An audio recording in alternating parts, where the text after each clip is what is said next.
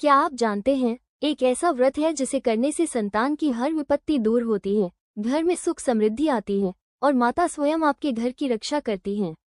यही है चौथ माता का पावन व्रत। आज सुनिए इसकी अद्भुत कथा। एक साहूकार और एक साहूकारनी थे। वो धर्म पुण्य को नहीं मानते थे, इसके कारण उनके कोई बच्चा नहीं था। एक दिन साहूकारनी पड़ोसी के घर गई। उस दिन भाद्रपद महीने की कृष्ण पक्ष की सकट चौथ का दिन था। वहां पड़ोसन सकट चौथ माता की पूजा करके कहानी सुना रही थी। साहूकारनी ने पड़ोसन से पूछा, तुम क्या कर रही हो?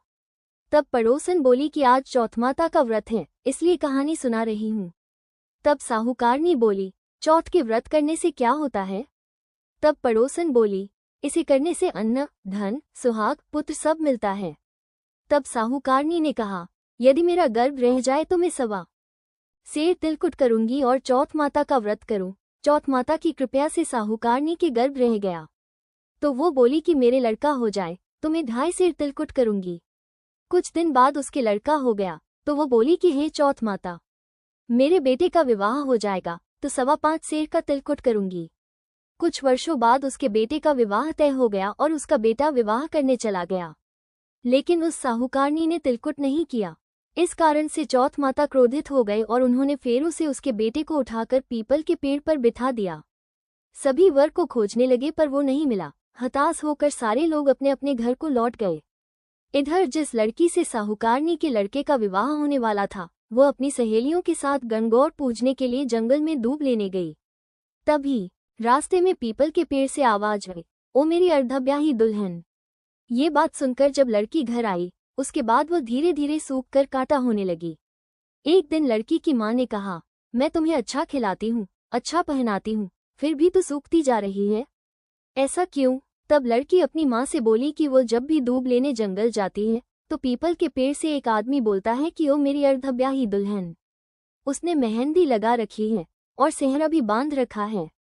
तब उसकी माँ ने पीपल के पेड़ के पास जाकर देखा, ये तो उसका जमाई ही है। तब उसकी माँ ने जमाई से कहा, आप यहाँ क्यों बैठे हैं? मेरी बेटी को तो अर्धब्याही कर दी और अब क्या लोगे? साहूकारनी का बेटा बोला, मेरी माँ ने चौथ माता का तिलकुट बोला था लेकिन नहीं किया, इसलिए चौथ माता ने नाराज होकर मुझे यहाँ बैठा दिया। ये सुनकर उस लड़की की माँ साहूकारनी के घर गई और उससे पूछा कि तुमने सकट चौथ का कुछ बोला है क्या?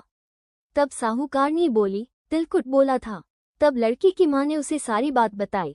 उसके बाद साहूकारनी बोली, मेरा बेटा घर आ जाए तो 2.5 मन का तिलकुट करूंगी। इससे चौथ माता प्रसन्न हो गई और उसके बेटे को फेरों में लाकर बैठा दिया। बेटे का विवाह धूमधाम से हो गया।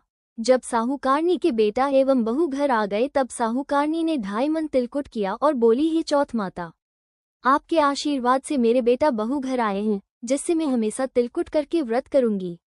इसके बाद सारे नगर वासियों ने तिलकुट के साथ सकट चौथ व्रत करना प्रारंभ कर दिया।